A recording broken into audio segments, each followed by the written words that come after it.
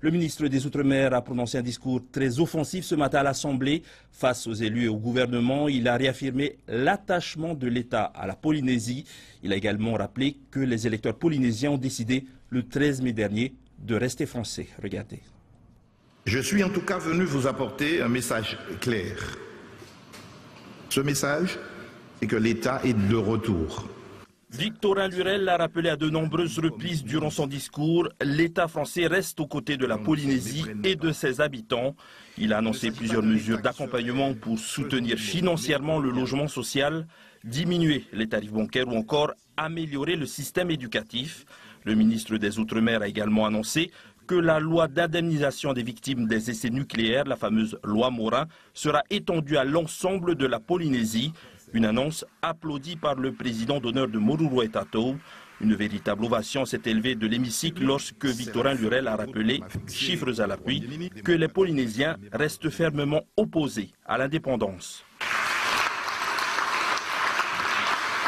Comme le président de la République l'a rappelé, avant et après son élection, l'indépendance de la Polynésie française n'est pas la solution aux problèmes que rencontre ce territoire.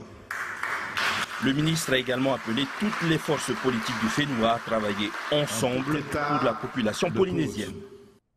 À l'issue du discours, les élus ont réagi aux différentes annonces. Ce que l'on retiendra surtout, c'est la déception du président Gaston Flosse. Regardez. C'est vraiment un homme de dialogue. Malheureusement, il n'a pas grand-chose dans sa hotte. Gaston Flosse est plutôt déçu par l'intervention du ministre des Outre-mer qu'il comparait hier au Père Noël. Victorin Lurel apportera tout son soutien à la Polynésie, mais dans la limite de ses compétences. Il faudra donc retourner à Paris pour défendre les projets ayant trait aux finances, à la défense ou encore à l'éducation. Concernant l'appel à l'union sacrée des partis politiques polynésiens, tous sont d'accord sur le principe. Nous sommes constructifs et donc à chaque fois que nous serons associés, nous le ferons. J'ai indiqué à M. Lurel que par exemple sur le pacte de croissance, nous n'en avons pas eu communication, nous n'avons pas été associés, ce que je regrette parce que nous pourrions aussi apporter des idées, des projets dans le respect des uns et des autres, mais je crois aussi que c'est son message que je retiens, c'est qu'il faut construire ensemble parce que c'est ensemble qu'on arrivera à redresser la Polynésie. Au sujet de l'extension de l'application de la loi Morin, John Doom est d'accord sur l'idée, mais attend de voir la mise en pratique. Entre les décisions et la pratique, il y a deux choses, il y a deux mondes. Il y a déjà la loi Morin qui a été adoptée en 2010, qui soi-disant indemnisait les victimes des essais nucléaires. Jusqu'à ce jour, il n'y en a eu que 4 en Polynésie. Selon John Doom, il faudrait retirer de la loi Morin l'article excluant les victimes ayant subi de faibles expositions aux radiations. L'association estime tout de même que l'amendement adopté hier à Paris est une grande avancée pour le combat des victimes des essais nucléaires français dans le Pacifique. Monsieur le ministre, vous avez dit que la France est de retour. Qu'entendez-vous par là? Nous avons eu et vous avez eu cette impression parce que vous l'avez vécu. Pendant près de 10 ans, l'État s'était un peu désengagé, pour ne pas dire sérieusement désengagé. J'ai entendu le président Flosse dire que la hotte n'est pas assez remplie. Il a même dû dire un peu vide. Mais il sait très bien d'où nous venons. C'est quand même un ancien gouvernement qui a supprimé des crédits importants. Et c'est ce présent gouvernement, celui auquel j'appartiens, qui a maintenu les crédits, voire même les a augmentés. C'est ce gouvernement qui est venu ici par ma personne, signer avec le gouvernement de conventions pour alléger, si j'ose dire, les difficultés, améliorer les procédures et faire en sorte que les crédits soient encore mieux consommés. Et en période de disette budgétaire, je peux vous assurer, c'est considérable. Et donc, l'État revient ici en Polynésie française, comme dans les Outre-mer. C'est pendant ces 10 années, singulièrement au cours des 5 dernières années, qu'on a vu le ministère des Outre-mer perdre la moitié de son effectif. On est aujourd'hui à 133. On avait perdu sur les 10 dernières années 425 millions en francs nominal. Bref, malgré la crise, le gouvernement de Jean-Marc Ayrault maintient, développe, augmente. La Polynésie y trouve toute sa part. Et on l'a bien compris, donc vous soutiendrez également le gouvernement de la Polynésie. Aujourd'hui, quelles relations vous entretenez avec le gouvernement de Gaston Flosse et avec vos anciens alliés de l'UPLD, alliés du Parti Socialiste? Oui. Le président Flosse a été élu, et régulièrement élu. Monsieur Edouard Fitch, président de l'Assemblée, a été régulièrement élu. Avant, il y avait un autre président qui était là, nous l'avons reçu, Monsieur Temarou. Il y avait 50 millions qui avaient été votés par un précédent gouvernement, bloqués pendant de longues années. Nous l'avons débloqué. Même chose, nous respectons les autorités légitimes de la Polynésie française. Nous travaillons normalement avec des autorités reconnues. En revanche, dans nos rapports, nous avons quelques exigences, je l'ai dit, partout, dans toutes les conversations, et ce matin encore devant les élus rassemblés. Nous sommes prêts à accompagner selon des conditions qui sont en discussion. 2 conventions ont été signées, d'autres le seront après, lorsque nous serons bien d'accord, notamment sur des conditions de remboursement. Par ailleurs, vous parlez de M. Temarou, j'ai cru le comprendre. J'ai cru comprendre qu'il dénonce ses alliés, puisqu'il avait apparemment un accord, et il l'a toujours, avec le Parti Socialiste. Aujourd'hui, nous serions, comment a-t-il dit ça, qui se ressemblent s'assemblent. Mais hier, il avait un accord avec M. Flosse, que je sache. Il me semble que des élections ont été engagées conjointement. Des choses ont été faites ensemble. Aujourd'hui, il dénonce celui qui a été son allié. Et puis, il dénonce ses prétendus alliés socialistes, parce qu'il y a une convention. Le Parti socialiste avisera. Vous parliez ce matin, vous étiez revenu sur le référendum d'autodétermination. Une demande avait été formulée par l'Assemblée de la Polynésie. Aujourd'hui, vous avez rappelé que le président de la République s'oppose fermement à tout processus d'autodétermination. Donc, vous êtes fermement opposé à l'indépendance de la Polynésie. La République française reconnaît le droit à l'autodétermination. Ça, c'est clair, c'est dit dans le préambule de Constitution, c'est dans un article 53 lorsque les conditions sont réunies. Quelqu'un m'a posé la question, mais pourquoi ce qui est possible en Nouvelle-Calédonie ne l'est pas ici? En Nouvelle-Calédonie, il y a une poignée de main. Il y a eu un consensus politique local après des déchirements que vous connaissez. Ici, j'entends des haut-parleurs, un peu hurleurs, avec des critiques et du racisme affiché sur des banderoles. Où on s'attaque, que nous condamnons fermement. On vient d'attaquer une ministre de la République dans des termes invraisemblables. Ici, en Polynésie, c'est pas l'accueil du peuple polynésien.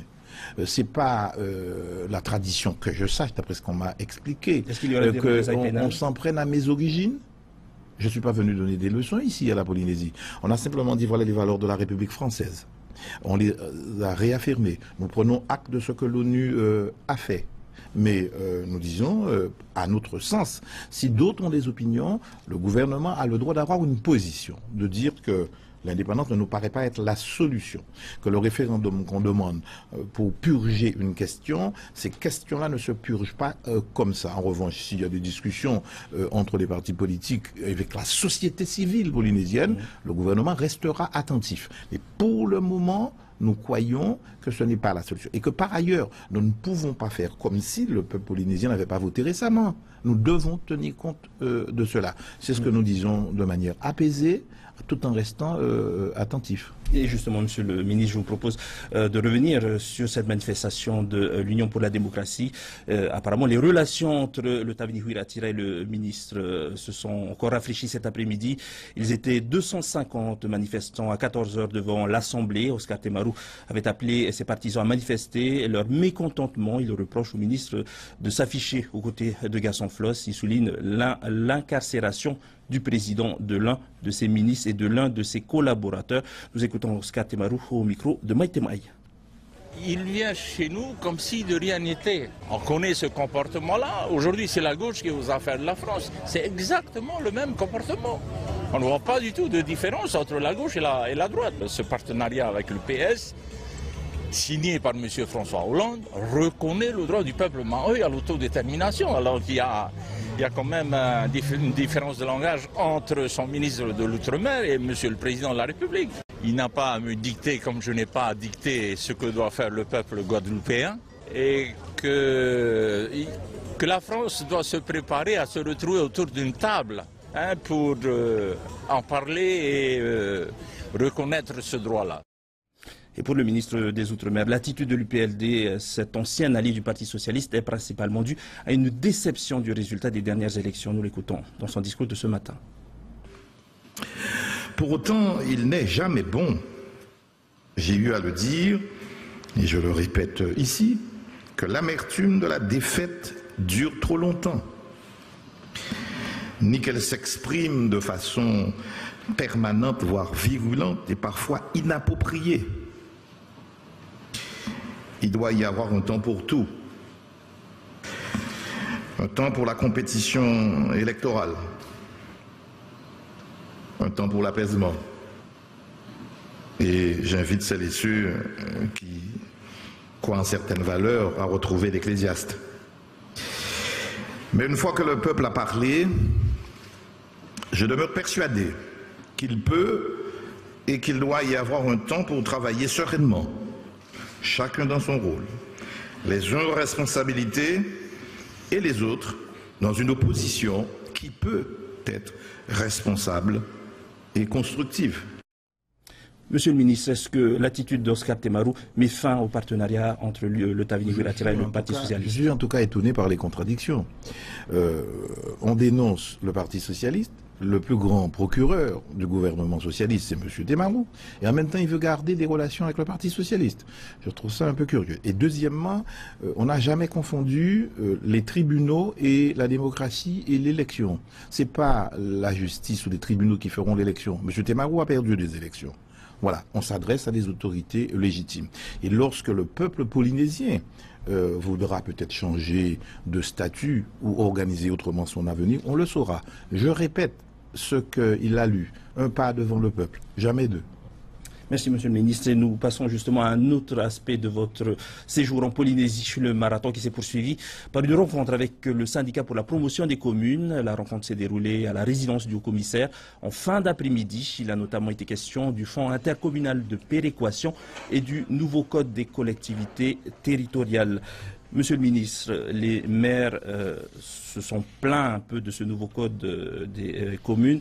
Comment est-ce que l'État peut leur venir en aide financièrement ou sur le plan logistique? Vous me permettrez d'aller plus loin que la question. J'ai rencontré beaucoup de maires cet après-midi.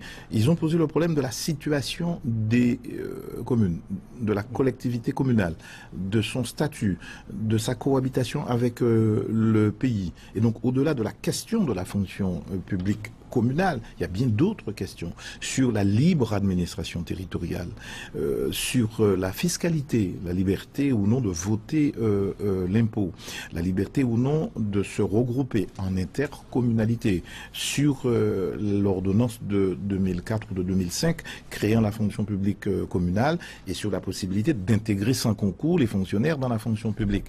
Aujourd'hui, avec une contestation syndicale. Bon, ça a été posé. Donc, dans la demande qui a été faite par les maires, je l'ai entendu aussi par le pays, le président de la Polynésie française et le président de l'Assemblée, M. Fritsch, de dire, après 30 ans d'autonomie, il est peut-être bon de faire une mise à plat, de faire une évaluation et, s'il le faut, de toiletter la loi organique. Oui, les communes, on a accueilli ça avec bienveillance, de dire, c'est vrai qu'il faut faire un point après 30 ans et voir ce qui peut encore être amélioré. Mais évidemment, chacun pose la question à sa manière pour une meilleure défense de ses intérêts. Je ne suis pas sûr que la vision des communes soit celle du pays. L'État est là en arbitre neutre avec de l'expertise pour trancher cette question-là le moment venu. Revenons sur une question que certains maires vous ont peut-être posée aujourd'hui concernant la rétrocession de certains terrains de l'État. Un accord avait été signé avec le précédent gouvernement. Est-ce qu'aujourd'hui, vous travaillez sur cette question-là de la rétrocession de certains terrains militaires à certaines communes de Polynésie. Absolument. Jean-Yves Le Drian, ministre de la Défense, et moi-même, nous avons consigné un texte que nous avons envoyé à notre collègue, c'est comme ça que ça se passe, Moscovici et Cazeneuve, pour dire que nous sommes d'accord pour rétrocéder et pour respecter l'ancien décret, il est toujours là, de 2009, pour céder à l'euro symbolique. Il se trouve, et c'est la vraie question, que les communes pour les opérations de développement économique ne sont pas compétentes. Donc nous avons proposé qu'il y ait création d'un syndicat mixte pour permettre de transférer ces terrains à ce syndicat mixte pour pouvoir faire les opérations qu'il le souhaite. Alors, bien entendu, il y a d'autres types d'opérations qui ne sont pas forcément de nature économique et qui pourraient peut-être trouver solution. Un amendement devrait, ouais, je parle au conditionnel, être déposé par les parlementaires, par les sénateurs ou par les députés, en accord préalable avec les maires pour tenter de sortir de la difficulté juridique. Ça peut se faire parce qu'il y a une loi de finances rectificative qui est en... Dès l'année prochaine ? Non, dès cette année-là, avant la fin de l'année, si les députés sont d'accord, si c'est déposé, le gouvernement émettrait un avis favorable pour sortir, si j'ose dire, de cette incompréhension-là. Ça n'empêche que celles et ceux qui contestent, et je l'ai dit à M. Philippe Gilles, pourraient déposer des recours au Conseil d'État s'ils estiment que notre solution n'est pas la meilleure. En tout cas, on est ouvert, ce qui était bloqué depuis 2009. Ça fait 18 mois que nous sommes là. Nous tentons de débloquer et de tout débloquer. Je reviendrai sur la déception de Gaston Flosse ce matin à l'Assemblée. Il attendait un geste fort, un peu... Il y a une part de jeu dans l'expression du président. Voilà, juste pour revenir à l'annonce qu'avait faite le Premier ministre en Nouvelle-Calédonie d'annuler la dette nickel. Aujourd'hui, est-ce que la Polynésie ne pourrait pas bénéficier d'un traitement identique concernant certaines mesures fiscales? J'ai entendu cette comparaison entre la Polynésie et la Calédonie, et j'ai même entendu qu'un précédent président aurait été mieux traité que le président Flosse. De comparaison, donc inégalité de traitement. Je récuse cela, bien entendu. La dette nickel, c'est 1975. C'était pratiquement presque proche de la prescription. Imaginez si aucun gouvernement depuis 1975, Giscard d'Estaing, n'avait encaissé. On avait fait ça, donc on a laissé se prescrire la dette, c'est tout. Mais il n'y a pas d'équivalent ici en Polynésie. Est-ce qu'il y a une dette à rembourser vieille de plus de 30 ans? Il a souvent été question de la dette nucléaire. Non, ça c'est autre chose. La dette nucléaire est maintenue, c'est à peu près 150 millions, avec 3 dotations. La dotation générale d'autonomie, c'est 90 millions à peu près. La dotation FIP, qui va aux communes du TIC, 9 millions. Et puis, le troisième instrument financier, 53 millions et des poussières. Bon, ça c'est maintenu. Là où le gouvernement de M. Sarkozy, de M. Fillon, c'est sur le RSPF, sur le régime de solidarité, sur des contrats de projet. Au total, c'est vrai sur la durée, sur les 10 ans, et singulièrement, sur les 5 dernières années, il y a eu une diminution. Nous tentons de reprendre tout ça. Nous sommes en période de crise, nous demandons des efforts à tous les Français. Les Polynésiens participent à cet effort, j'allais dire, en fonction de leurs capacités et de leurs facultés. Voilà, donc je suis assez... comment dire, je ne dirais pas satisfait, mais assez heureux de ce que nous avons obtenu dans un contexte difficile. Et je suis convaincu, les élus polynésiens le savent. Et donc nous suivrons bien entendu l'évolution de tous ces dossiers.